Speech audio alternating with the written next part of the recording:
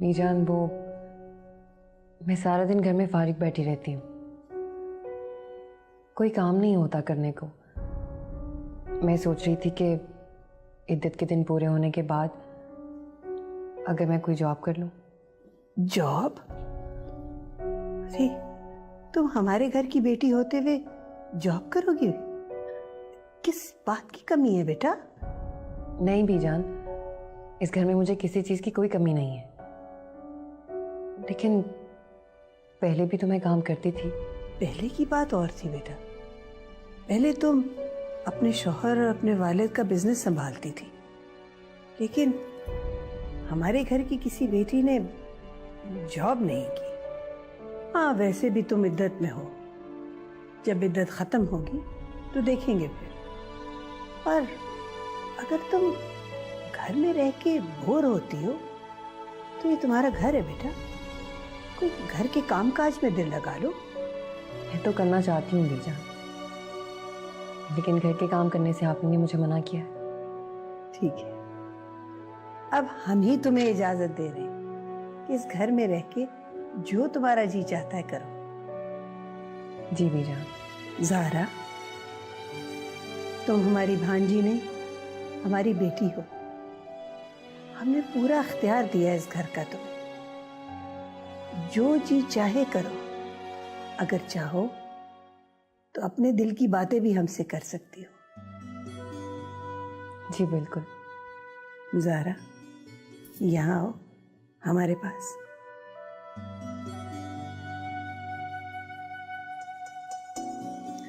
ज़ाहरा, कल रात तुमसे बात करते हुए हम कुछ तल्ख हो गए थे। बीजान प्लीज, आप ऐसा मत कहा करें। मैं आपकी बेटी हूं ना, और आप मेरी माँ। आपकी डांट भी मुझे प्यार लगता है। तुम जीती रहो, खुश रहो। अल्लाह करे हमारी जनरेशन अब जो है वो लड़कियां सब तुम्हारे जैसी हों। अगर वो तुम्हारे जैसी होंगी तो हर घर में खुशहाली रहेगी।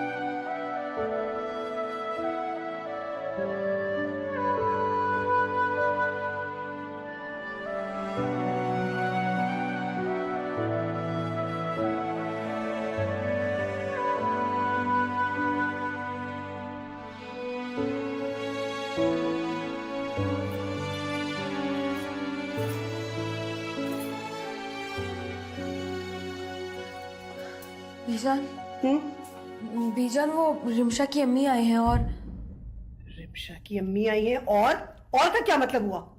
और बीजान वो तो बहुत गुस्से में लग रही हैं, और लगता है रिमशा के लिए बात करने आई हैं आपसे। हम करते हैं बात। चलो आओ हमारे साथ, आओ। अस्सलाम वालेकुम आंटी। वालेकुम अस्सलाम। आप रिमशा की अम्मी है ना? जी, लेकिन आप कौन? आपने मुझे पहचाना नहीं होगा आंटी, लेकिन रिमशा ने मुझे आपकी तस्वीर दिखाई थी। उस दिन फ़ोन पे मेरी आपसे बात हुई थी। मैं ज़ारा हूँ। हाँ, याद आ गया, बिल्कुल। कैसी हो बेटा तुम? मैं बिल्कुल ठीक हूँ। रिमशा ने आपकी बहुत बातें की मुझसे, और मेरा खुद भी बहुत दिल चाह रहा था कि मैं आपसे मिलूं। रिमशा ने भी तुम्हारी बहुत तारीफें की, और वाकई तुम बिल्कुल वैसी ही मिलनसार हो। आंटी, मैं तो खुद उसे बहुत याद करती हूँ। मैं बहुत दुआएं करती हूँ कि जल्द से जल्द वो वापस आ जाए इस घर में। हाँ बेटा, मैं भी इसी सिलसिले में बात करने आई हूँ, और चाहती हूँ कि सब कुछ पहले जैसा बिल्कुल ठीक हो जाए। मैं अपनी बेटी की तरफ से माफी मांगने आई हूँ आज। माफ उन्हें किया जाता है जो अनजाने में गलती करे, लेकिन आपकी बेटी सोचते समझते हुए जानबूझ के गलती पे गलती की जा रही है।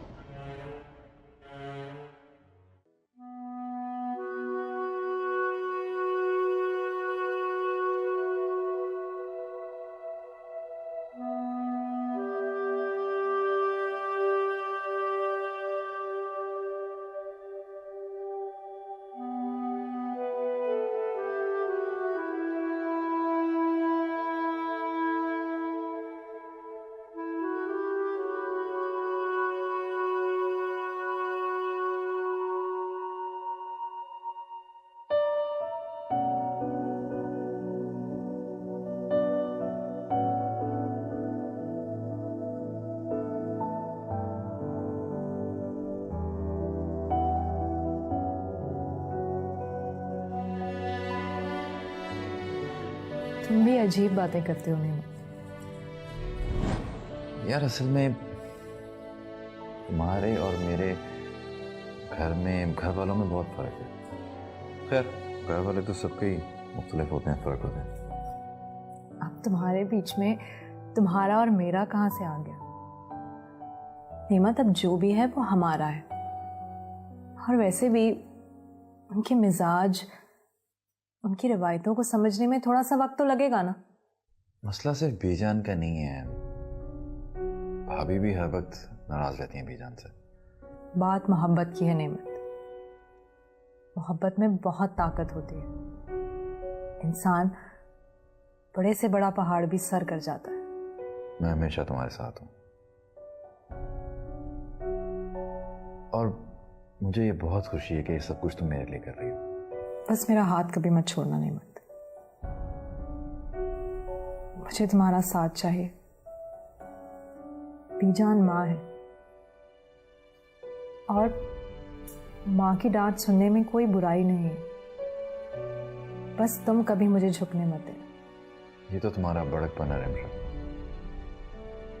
वरना जिस तरह बीजान ने उस दिन। ये मेरा बड़कपन नहीं है नेमत, ये तुम्हारी मोहब्बत है जो मुझे हर मुश्किल बर्दाश्त करने की हिम्मत दी। और वैसे भी औरत का असल इम्तिहान तो उसी वक्त होता है ना, जब उसे सब गलत समझ रहे हों और उसने अपने आप को सही साबित करना। और तुम क्यों परेशान होते हो नीमा? मैं सब कुछ ठीक कर दूंगी और बीजान के दिल में अपनी जगह भी बना लूंगी।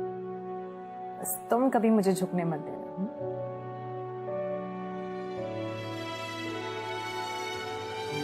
कभी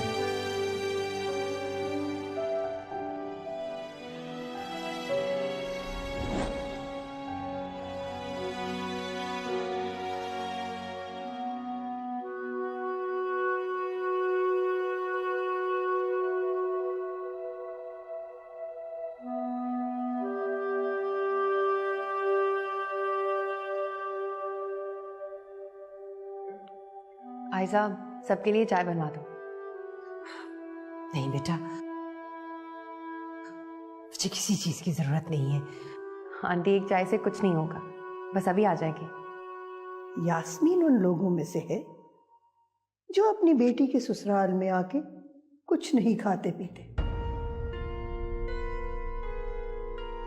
ओ हाँ, अब तो ये आपकी बेटी का ससुराल नहीं रहा। हाँ, हो सकता है आप एक प्याली चाय पी लें। यास्मीन, ये बताएं आपका यहाँ आना कैसे हुआ? बीजान, वो ज़ारा, तुम आयजा के साथ जाके चाय की तैयारी करो, हम यहाँ बात कर रहे हैं।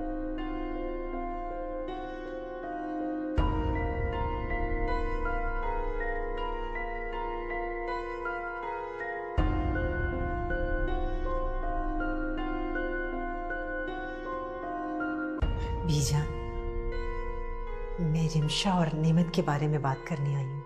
हम अच्छी तरह जानते हैं कि आप हमें क्या कहना चाहते हैं, लेकिन आपके कुछ कहने से पहले हम आपको ये सब बातें बताना चाहते हैं। हम आपको बताना चाहते हैं कि ये आपकी बेटी कैसी तरबियत लेके इस घर में आई। अजीब बच्ची, ना उसे कोई घर का काम करना आता है, ना उसने कभी खाना ठीक तरह पकाया, ना उसको अपने मियाँ का ख्याल करना पड़ता है।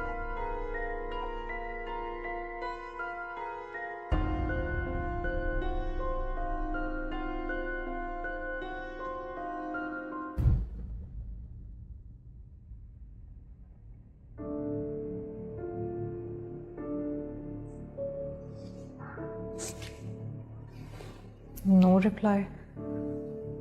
1 घंटे से ज्यादा हो गया है मामा को गए हुए, अभी तक नहीं आई।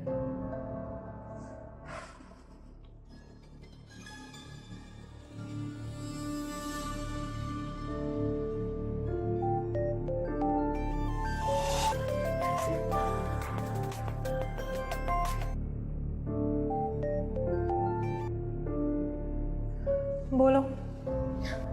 अरे, ना कोई सलाम ना कोई दुआ। सलाम तो उनको किया जाता है जिन पर हम सलामती भेजते हैं, लेकिन तुम उसके काबिल नहीं हो। तुम पर जितनी भी लानत भेजी जाए उतनी कम है। अरे अरे, इतना गुस्सा मत किया करो मेरी जान। तुम्हें तो पता है ना कि ब्लड प्रेशर हाई हो जाएगा। तो वैसे भी डॉक्टर हो तुम, तुम्हें पता होना चाहिए कितनी बुरी चीज है ये गुस्सा सेहत के लिए। लिसन आयजा, मुझे तुम्हारी फजूल बातें सुनने का कोई शौक नहीं है। वो बात करो जिस बात के लिए तुमने फोन किया है। वैसे रिमशा, बहुत उदास हूं मैं। वो जो लानतें तुम मुझ पे भेज रही हो ना, वो लान तान करके बीच जान ने तुम्हारी वालदा को इस घर से बाहर निकाल दिया। What do you mean? कहाँ है ममा? तुम्हें नहीं पता? अरे आई थी तुम्हारी वालदा हमारे घर, बीच जान से माफिया मांग रही थी, रो के गिड़गिड़ा के तुम्हारी तरफ। मगर बीजान एक भी नहीं सुनी उनकी, और एक बार फिर बेइज्जत करके उन्हें इस घर से बाहर निकाल दिया। व्हाट? तुम लोगों की हिम्मत कैसे हुई मेरी मम्मा की बेइज्जती करने की? अरे सच पूछो तो मुझे भी यास्मीन आंटी के लिए बहुत बुरा लगा। बेचारी तुम्हारी सिफारिश जो लेके आई थी यहाँ। मैं तुम लोगों को देख लूंगी।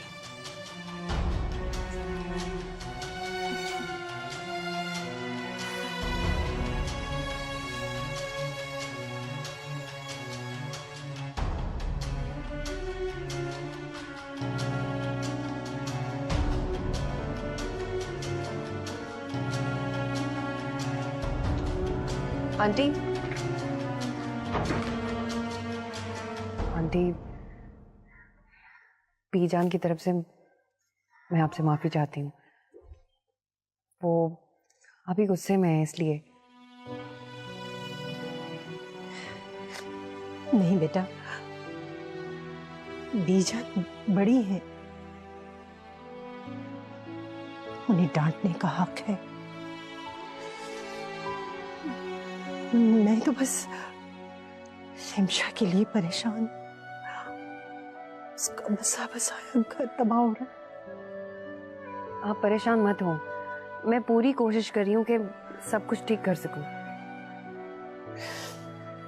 मुझे तो लगता है मुझे अपनी बच्ची का मामला अल्लाह पर छोड़ना पड़ेगा। मैं तो हिम्मत हार चुकी। फिक्र मत करें, अल्लाह ने चाहा तो सब कुछ ठीक हो जाएगा। इंशाल्लाह। ठीक है बेटा, मैं अब चलती हूँ। खुदा हाफिज। अल्लाह हाफिज।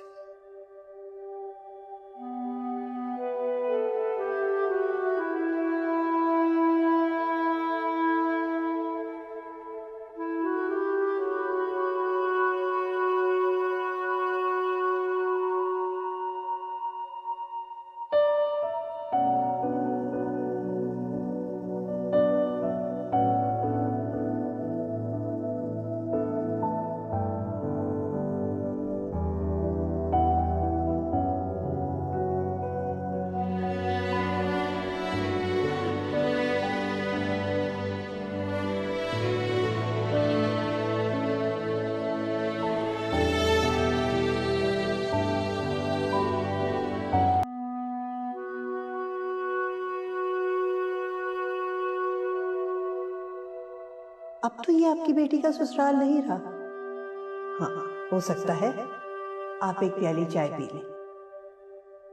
हम अच्छी तरह जानते हैं कि आप हमें क्या कहना चाहते हैं, लेकिन आपके कुछ कहने से पहले हम आपको ये सब बातें बताना चाहते हैं।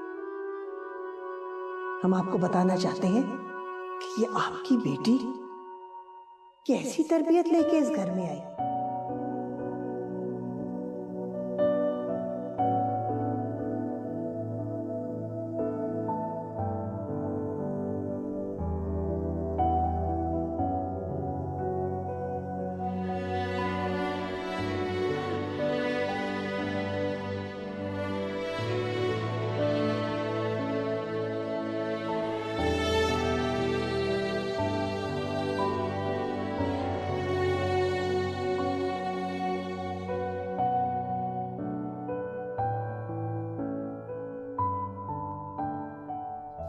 नहीं रूबी, कभी कभी रहमत को इस तरह देख के मेरा दिल बहुत दुखी होता है।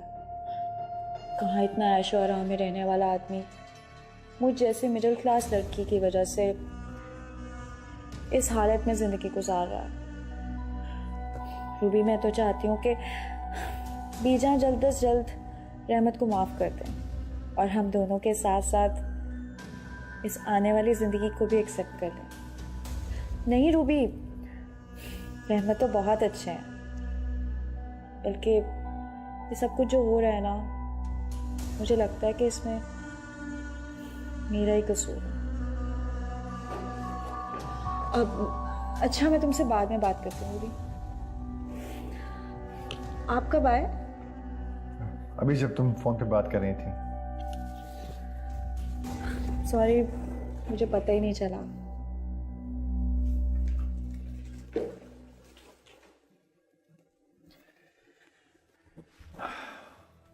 देखो माम, तुम इस सब का जिम्मेदार खुद को मत ठहराओ। तुम जानती हो, जब से तुम मेरी जिंदगी में आई हो, मुझे महसूस होना शुरू हुआ है कि कोई तो मेरा अपना है जो मेरे साथ कदम से कदम मिला के चल रहा है। तुम मेरे साथ हो तो मुझे अकेलेपन का एहसास नहीं होता। प्लीज खुद को कसूरवार मत ठहराओ किसी चीज का भी। ये सब कुछ तो वैसे ही किस्मत में था, और कसूर अगर है तो उन लोगों का जो मेरे अपने थे। रहमत, मैं हमेशा आपके साथ रहूंगी, ऐसे ही। I know, and thank you. अच्छा खैर, छोड़ो इन बातों को। मैं फ्रूट भी ले आया हूँ, जो चीज़ें तुमने कही थी वो भी ले आया हूँ। अब तुम्हें अपना ख्याल रखना है, अपना भी और अपने साथ किसी और का भी, ठीक है? Good.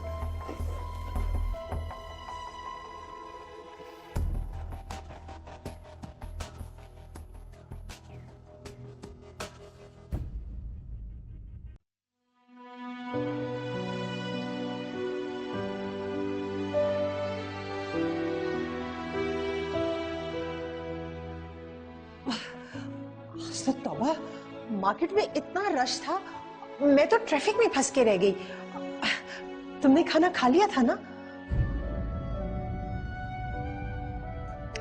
मुझे मालूम है कहाँ खाया होगा तुमने।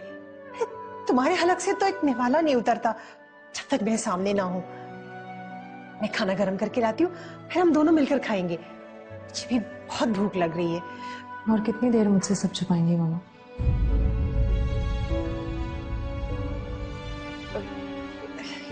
क्या मतलब? मुझे पता चल गया है मामा कि आप बीजान के घर गई थी, और ये भी पता चल गया है कि उन्होंने आपके साथ क्या सलूक किया। तो मैं क्या करूं रिमशा? मैं तुम्हारा बर्बाद होना और बिखरना नहीं देख सकती। मामा, जब मैंने आपको मना किया था कि कोई जरूरत नहीं है किसी से भी बात करने की, तो फिर आप वहां क्यों गई?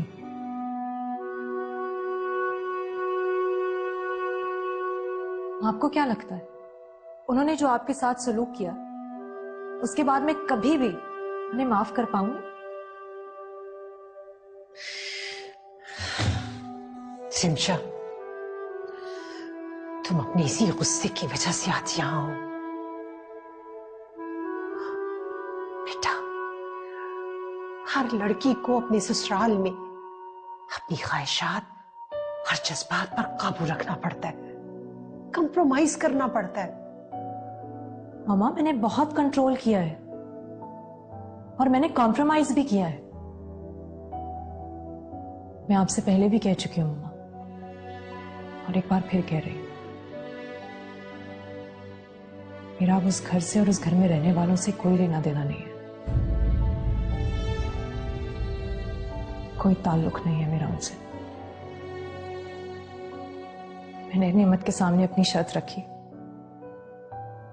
अगर वो मुझे अलग घर लेकर देगा तो मैं उसके साथ चली जाऊंगी, वरना अब वो मुझे खो चुका है मम्मा। बल्कि तुमने अब खो दिया है नेमत को।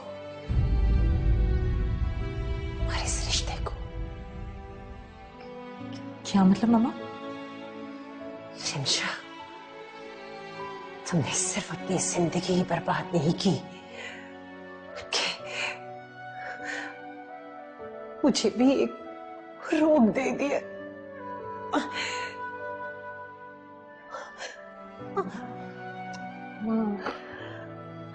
मामा प्लीज संभाले अपने आप को। मामा मामा आप बैठे यहाँ पर। मैं आपके लिए पानी लेके आती हूँ।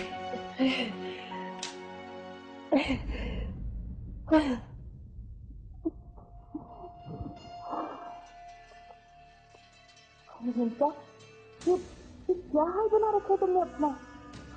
और ये बाल देखो, लगता है कि तुम अभी अभी कारखाने से छूट के आई हो। वैसे इन फ्यूचर तुम्हारा यही हाल तो होना है। जनता की बच्ची, इससे भी ज्यादा बदतर हाल करूंगी मैं तुम्हारा। इतना बुरा हाल करूंगी कि नफरत हो जाएगी तुम्हें नेमत से। और नेमत तो पहले से तुम्हारे खिलाफ है, और अब तुम्हारा इस घर में कोई भी काम नहीं है। तो क्या हिंसा का पत्ता तो साफ हो गया, पर सब खुशबू की बात है।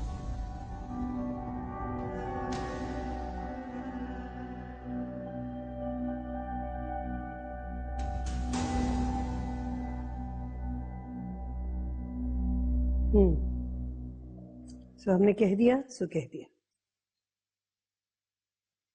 बीजान चाय। अरे जीती रहो, खुश रहो।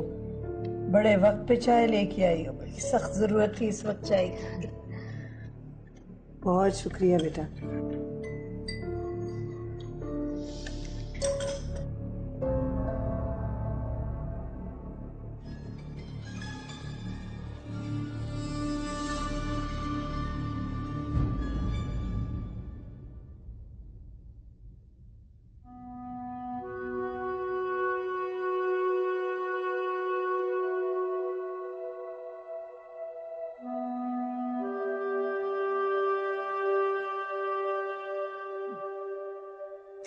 इन्हें नींद का इंजेक्शन दिया है और कुछ दवाइयाँ भी लिखी हैं, बस इन्हें टाइम पे देते रहें।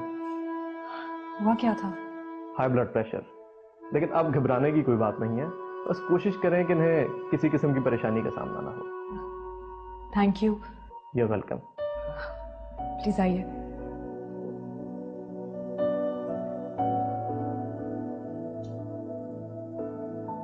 बेजान, आप ऐसा फैसला कैसे कर सकती हैं? ये कैसे मुमकिन है? शफकत, अब हमें तुम सबसे पूछ के फैसला करना होगा क्या? बेजान, मैं आपके इस फैसले से मुतमईन नहीं हूं। मुझे नहीं चाहिए अपना हिस्सा। तुम मुतमईन हो या ना हो, अब बंटवारा होके रहे। सब अपना अपना हिस्सा ले और आराम से बैठे।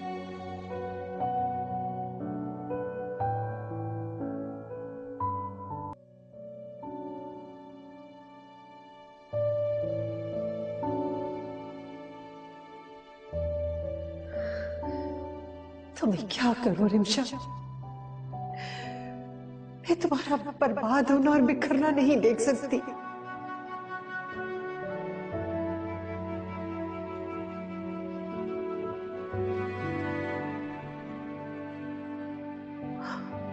बेटा, हर लड़की को अपने ससुराल में अपनी ख्वाहिशात और जज्बात पर काबू रखना पड़ता है, कंप्रोमाइज करना पड़ता है।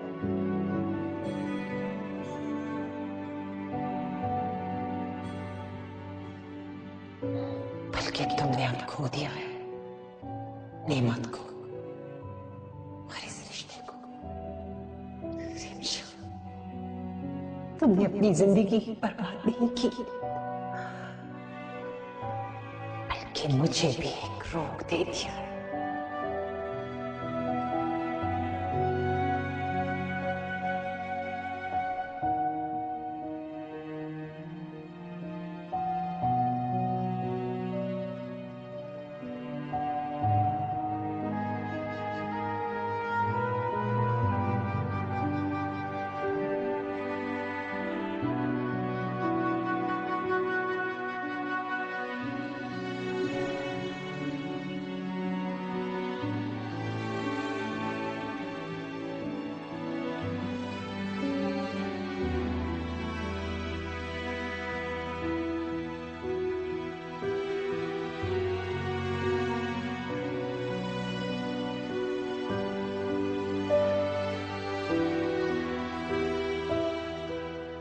अब ये मत कहना कि सब कुछ ठीक हो जाएगा।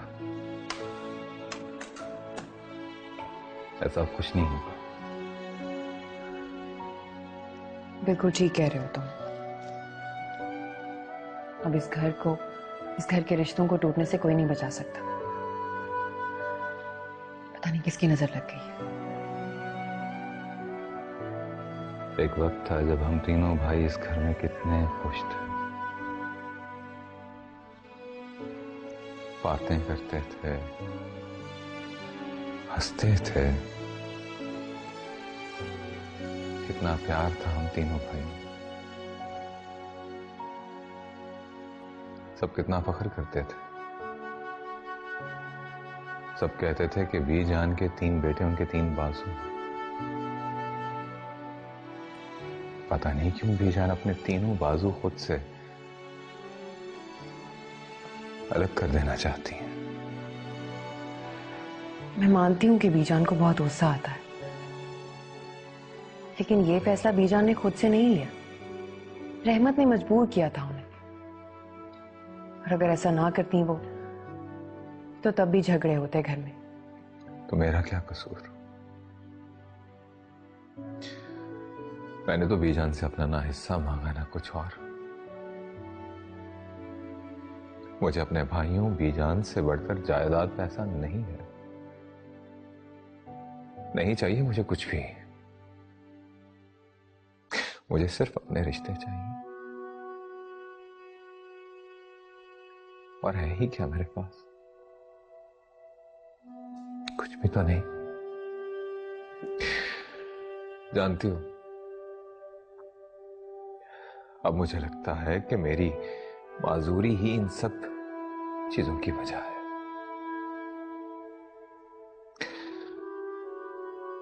अगर मैं माजूर ना होता तो ये सब भी ना होता।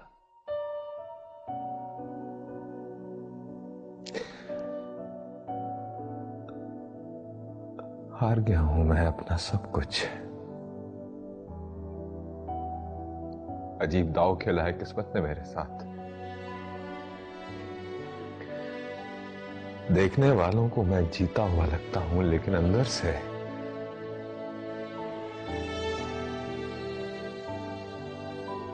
सब कुछ हार चुका हूं। सब कुछ हार चुका हूं।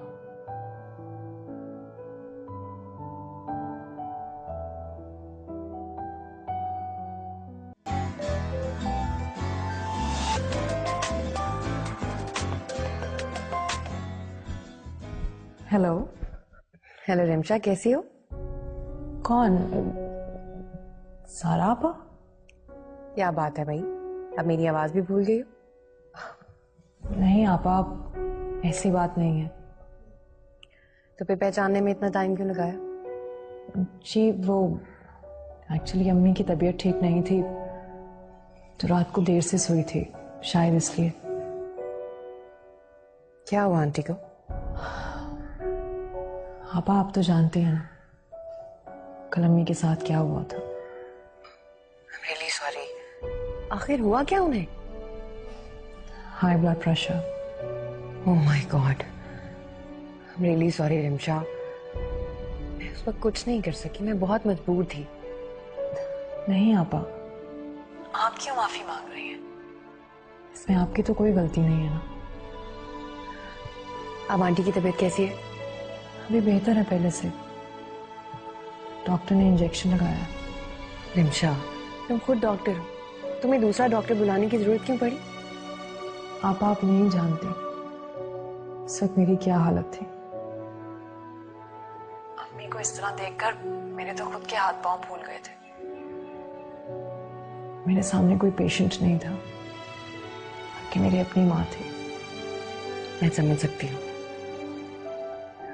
जब कोई अपना बीमार होता है इंसान खुद भी परेशान हो जाता है। अच्छा रिमशा, एक बात कहूँ? जी आपा कहिए। अपने घर को टूटने से बचा लो। मेहमत ने जो कुछ भी किया वो अपनी जगह, लेकिन ये रिश्ते इतनी आसानी से खत्म नहीं किए जाते। मैं तो अब तक अपना रिश्ता और अपना घर ही बचा रही थी। लेकिन सच कहूं अब मेरी हिम्मत जवाब दे गई है, टूट गई है मेरी हिम्मत। तुम सबकी जिद में सब कुछ बिखर जाएगा रिमशा।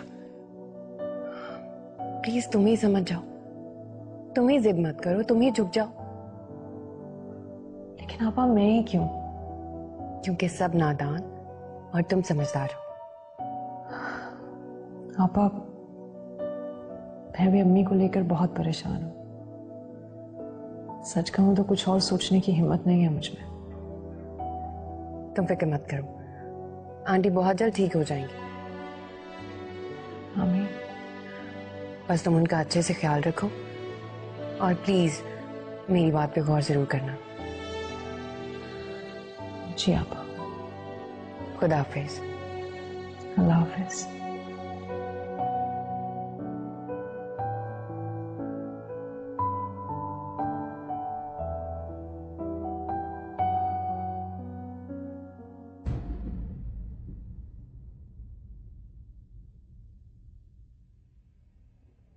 रियली? पक्की बात है? वाह, ये तो कमाल हो गया यार। अच्छा अब तुम एक काम करो, साथ साथ सारी डिटेल्स मुझे पहुंचाते रहना, ठीक है? ठीक है, ओके, गुड जॉब।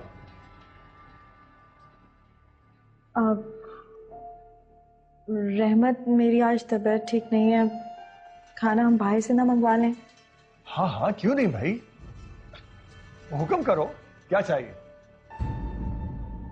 बड़े खुश नजर आ रहे हो, क्या बात है, कोई लॉटरी तो नहीं निकल आई है? हाँ ना, लॉटरी तो निकल आई है। मतलब ये कि बीजा मेरा हिस्सा देने पर राजी हो गई हैं।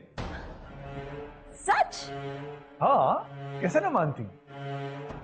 वैसे भी मैंने अपना हिस्सा किसी ना किसी तरह ले ही लेना था। अगर मेरे घर वाले गुंडे भेजकर मुझे डरा सकते तो मैं अपना वकील भेजकर उन्हें क्यों ना डराता। बीजान को अपनी इज्जत बहुत प्यारी है, इसलिए वह फौरन राजी हो गई। अब हमारी मुश्किलें आसान हो जाएंगी और हम बहुत अच्छी तरह से अपने बच्चे की परवरिश कर सकेंगे।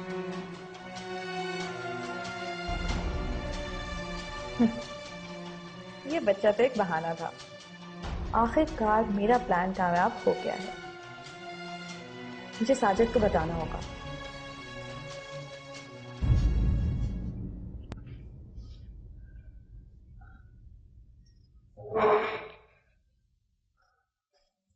मामा आप खुद क्यों उठ कर आई हैं? मुझे आवाज दे देती।